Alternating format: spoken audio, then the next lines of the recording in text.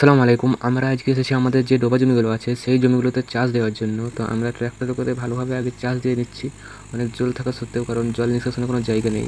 এই জমিগুলোতে এইরকমই জল থাকে আর কি বর্ষার টাইমে। তো ভালোভাবে চাষ দিয়ে নিচ্ছি এবং তোমাদেরকে দেখাবো চাষ থেকে একদম ধান পোঁতা সম্পূর্ণ ভিডিও।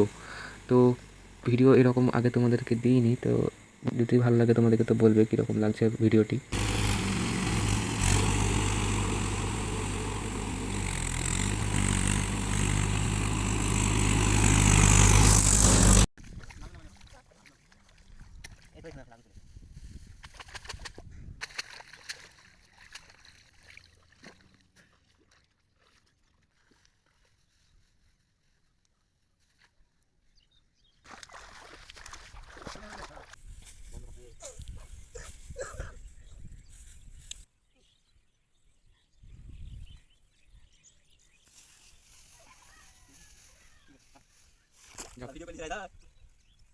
ভিডিও করছি।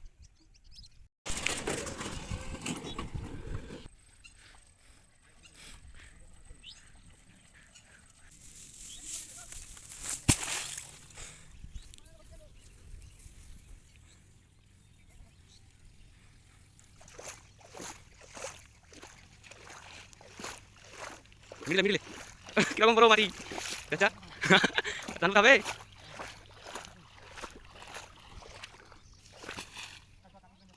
পানি আনবে না?